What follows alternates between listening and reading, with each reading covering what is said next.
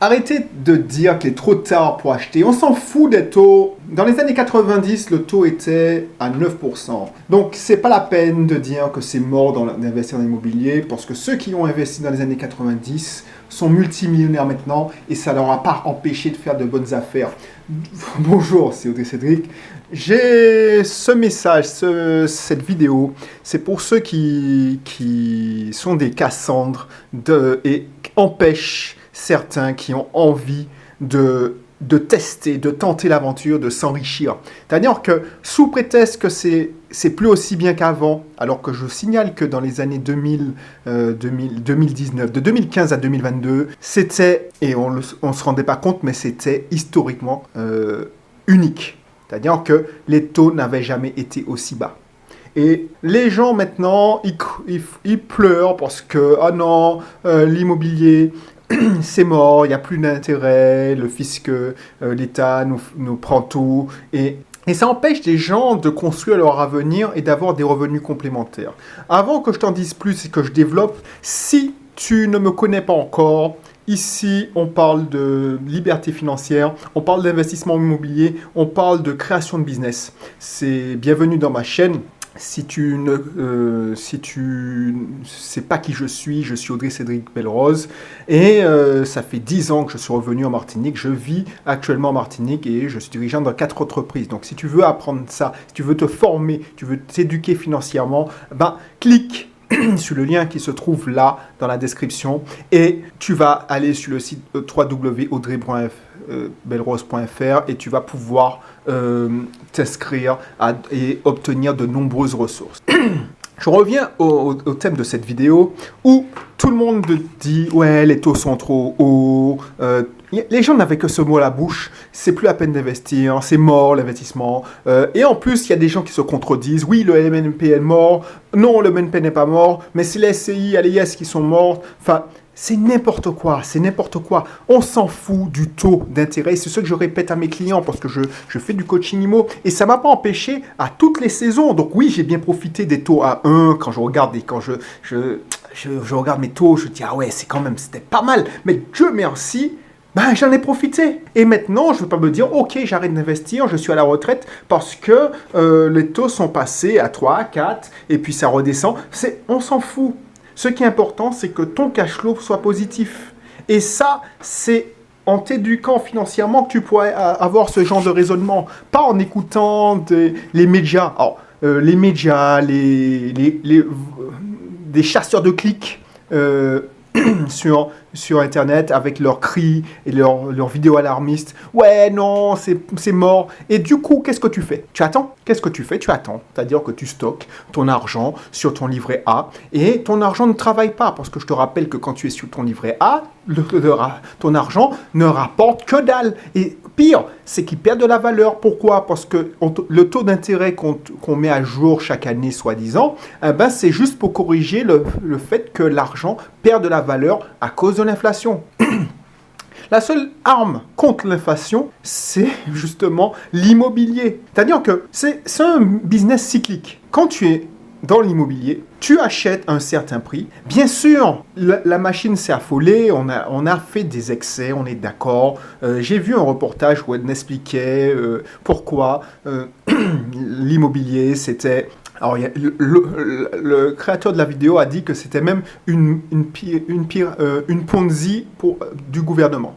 C'est vrai que les prix ont augmenté de 6 et puis ça ne suit pas l'augmentation des salaires. Donc effectivement, il y a une grosse une distorsion entre ce que les gens gagnaient et ce que les gens gagnent et la valeur de l'immobilier.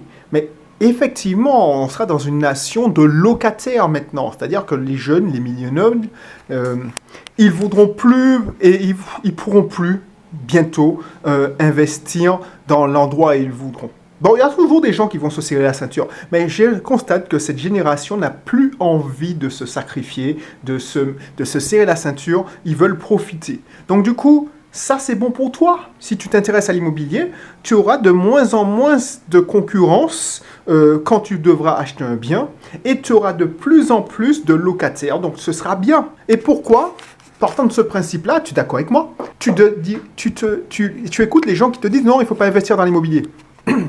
Regarde les jeunes de maintenant. Les jeunes de maintenant, ils veulent pas se prendre la tête. Quand ils travaillent, quand ils prennent un emploi, c'est pas pour dire je vais faire toute ma carrière dedans. Ils changent régulièrement. Et c'est tant mieux, c'est comme ça que la société a... Et je ne veux pas faire le vieux con en disant non, c'était mieux avant. Ma génération était d'une mentalité, chacun sa mentalité.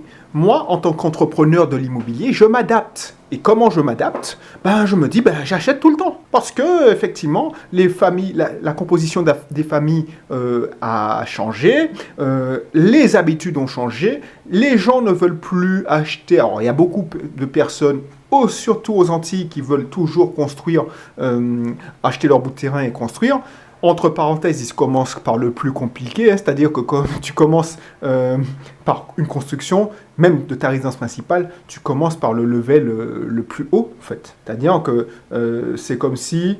alors, je sais pas, j'essaie de trouver une image pour que tu comprennes.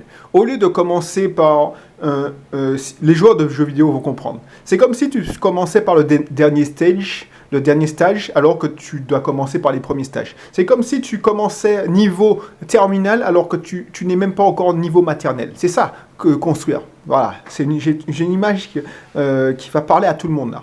Donc du coup, les gens, ils ont toujours ce rêve de dire, ok, au lieu de donner de l'argent à un propriétaire, au bout d'un moment, au bout de 25 ans, puisque les banques ne prennent plus à 30 ans, au bout de 25 ans, ce sera à moi.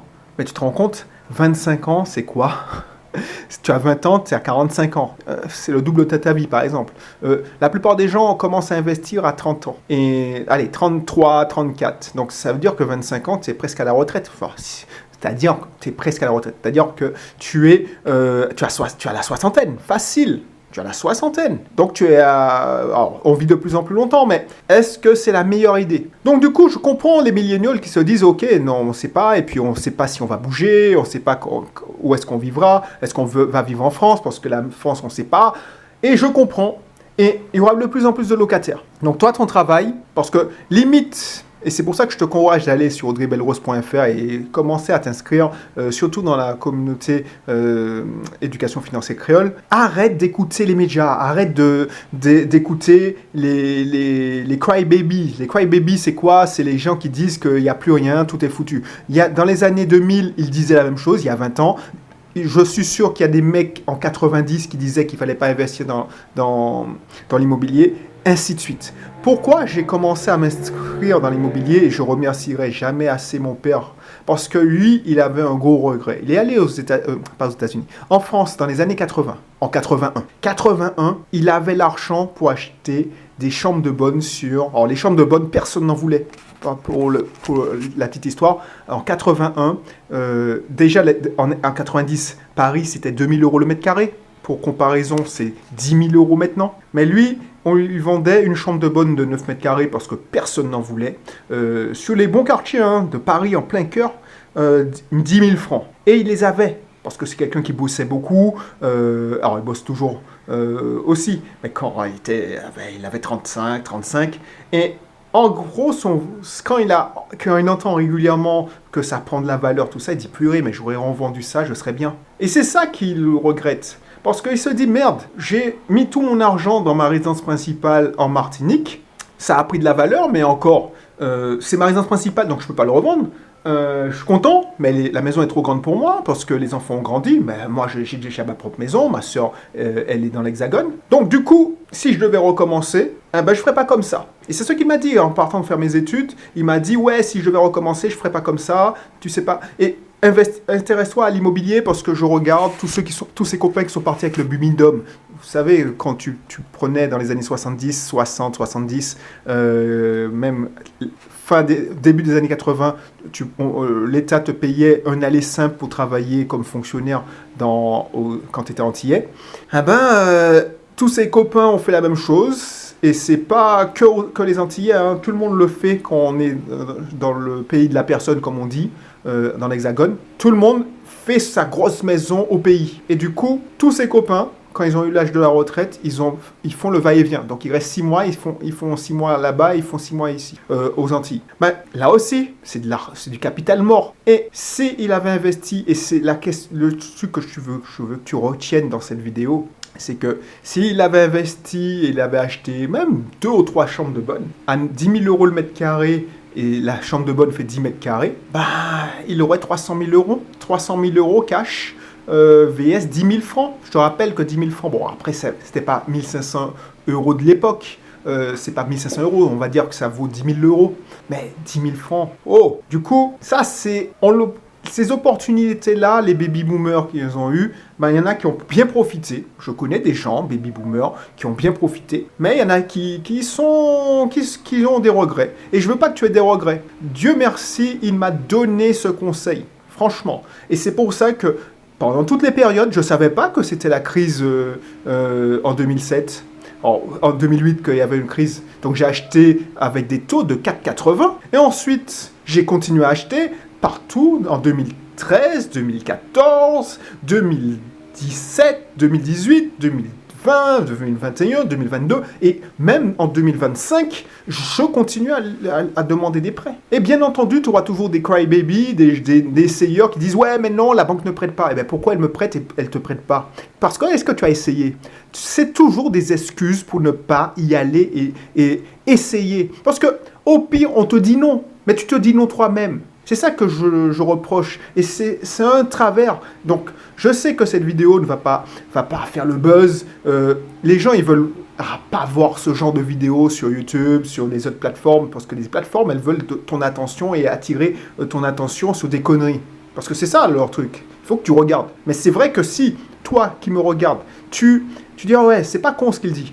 Mais en vrai, j'aurais aimé que tu ailles sur audreybelrose.fr et que tu puisses comprendre le mécanisme. Parce que, en vrai, je suis à l'aube de dire, ok, j'ai besoin de partager, j'ai besoin de transmettre ce que j'ai reçu, parce que c'est quand même...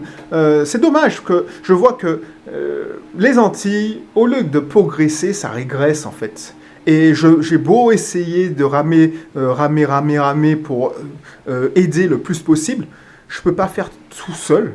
Donc du coup, j'ai besoin d'aide pour des gens de plus en plus instruits qui commencent à parler autour d'eux. Et c'est ça que je veux. Donc du coup, si tu entends mon message, si tu veux faire partie des gens qui vont bien s'en sortir en se serrant peut-être la ceinture au début. Alors, quand je dis se serrer la ceinture, c'est pas se sacrifier en mode je voyage pas. Non, il y a des sorties que tu peux différer. Il y a des restos que tu peux différer. Il y a pas mal de choses pour que tu achètes des actifs dans l'immobilier, pour que cet actif dans l'immobilier, ben, c'est pour toi et tes enfants après. Donc, n'hésite pas. Si tu n'es pas abonné, abonne-toi, on se retrouve. Mais c'est vrai que j'espère que tu auras compris ça et que tu seras dit, ok, bon, ben, je vais voir, je n'étais pas au courant de ça. C'est vrai qu'il faut investir, on s'en fout du taux d'intérêt parce que si je gagne de l'argent, ben, what else? Ben, pourquoi pas, je vais m'éduquer financièrement. Et puis, d'ici là, ben, justement, abonne-toi et puis on se retrouve pour une prochaine vidéo. Allez, bye bye.